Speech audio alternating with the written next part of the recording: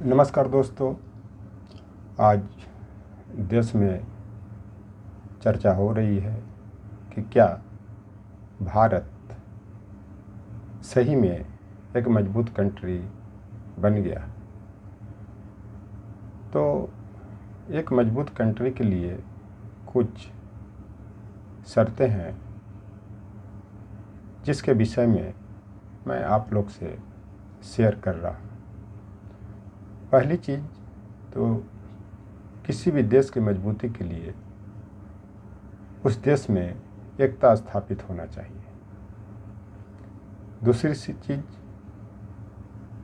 कि सशस्त्र बल मजबूत होना चाहिए, देश की सीमाएं सुरक्षित होनी चाहिए, पड़ोसी देशों से घनिष्ठ संबंध होना चाहिए और राष्ट्रीय स्तर पर जो खेलों का आयोजन होता है उसे देश के हर क्षेत्र में होना चाहिए। इसके अलावा अगर अंतर्राष्ट्रीय खेलों का आयोजन हो तो देश की राजधानी में होना चाहिए। लेकिन आज जो देख रहे हैं कि देश में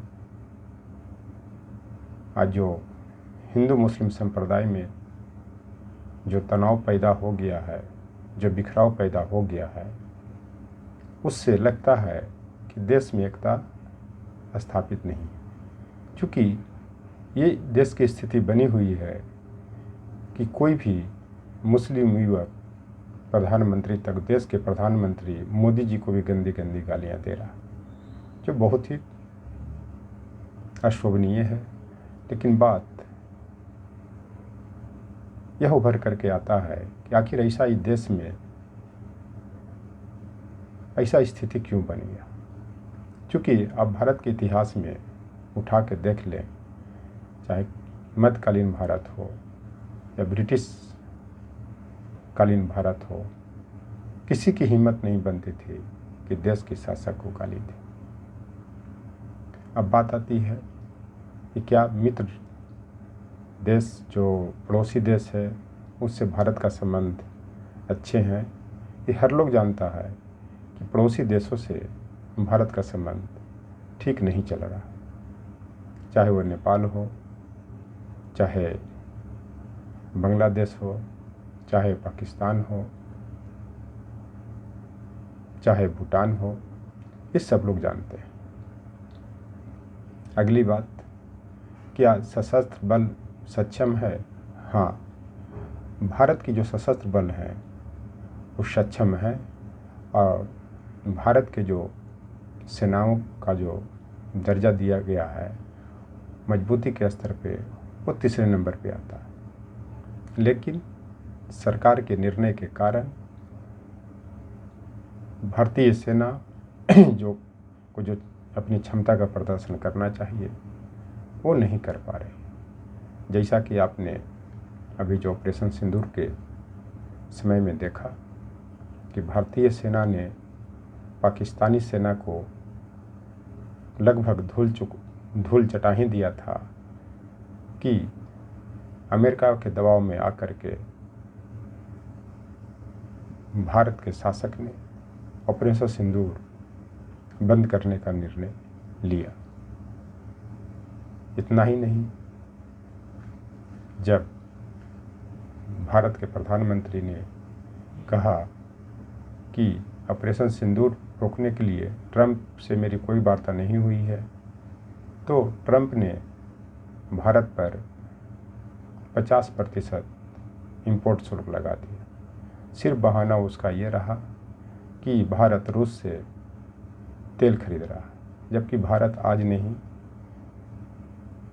जब यूक्रेन युद्ध शुरू हुआ था उसी समय से भारत रूस से तेल खरीद रहा। ये सिर्फ एक बहाना है।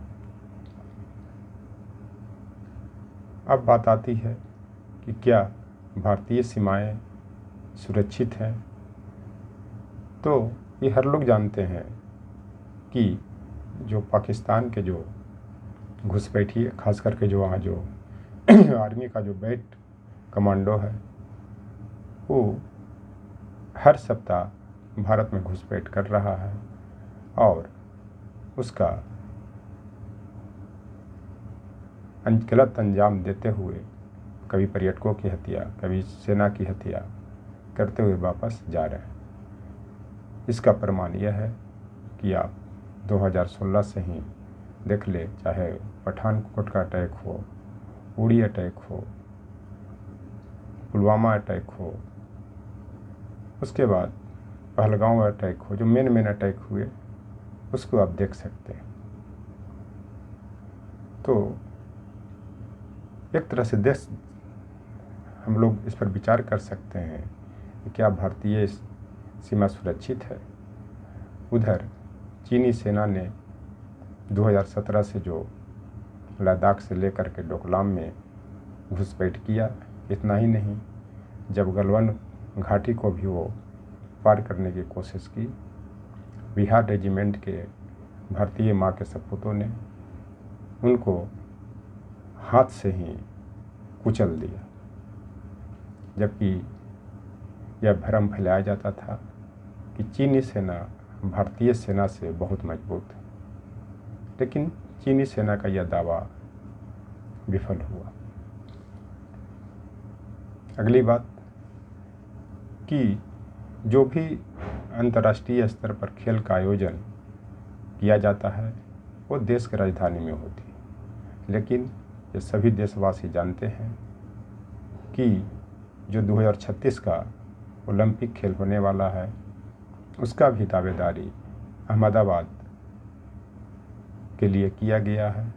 जो 2030 का राष्ट्रमंडल खेल होने वाला भी है उसका भी दावेदारी अहमदाबाद के लिए किया गया, जबकि ऐसे अंतर्राष्ट्रीय खेलों का आयोजन दिल्ली में होनी चाहिए। और दिल्ली राष्ट्रमंडल खेलों का जो आयोजन 2010 में हुआ था उसको भी कराने में सफल हुआ। तो अब इस सब लोग को विचार करना चाहिए, देशवासियों को भी विचार करना चाहिए, सरकार में शामिल जो भी मंत्रिपरिषद या मंत्रिमंडल में हैं उनको विचार करना चाहिए कि ये मोदी जी और शाह जी सही कर रहे हैं कि गलत कर रहे हैं। इसी में भगवती चरण वर्मा की दीवानों की मस्ती कविता है, जिसकी 2 पंक्तियाँ मैं सुना रहा हूँ कि हम दीवानों की क्या हस्ती, आज यहाँ हैं कल वहाँ चले, मस्ती भी हमारे साथ चली जहाँ हम धूल उड़ाते चले। इस पंक्तियों का चरितार्थ यह है कि मुझे दुनियादारी से कोई मतलब नहीं है, देश से कोई मतलब नहीं है, देश के समाज से मतलब नहीं है। हम जो निर्णय लेते हैं वो सही निर्णय लेते हैं और मैं दीवाना हूँ, मैं जहाँ चलता हूँ मस्ती में रहता हूँ और मस्ती भी मेरे साथ चलती है जहाँ मेरे चलने से धूल उड़ता है। धूल उड़ने का मतलब है कि लोगों को जान लेने से, कि जैसे आपने कोई दिन पहले हाथरस में जो किसी बाबा को दर्शन करने के लिए लोग इतना व्याकुल थे कि बाबा ने धूल उड़ाते हुए लोगों को कुचलते हुए चल दिए। इसी में अमर प्रेम फिल्म की गाना की 2 पंक्तियाँ हैं कि जब मांझी ही नाव डुबाए तो उसे कौन बचाए। जब देश के प्रधानमंत्री ही देश के डुबाने पर तुले हुए हैं तो उसे कौन बचा सकता। इसमें प्रधानमंत्री जी को हस्तक्षेप करना चाहिए था कि जो भी अंतर्राष्ट्रीय स्तर के खेलों का आयोजन हो रहा है वह दिल्ली में होना चाहिए। इसके साथ साथ दिल्ली में आयोजन होने के बारे में लोगों को बताना चाहिए कि अहमदाबाद में आयोजन नहीं हो सकता।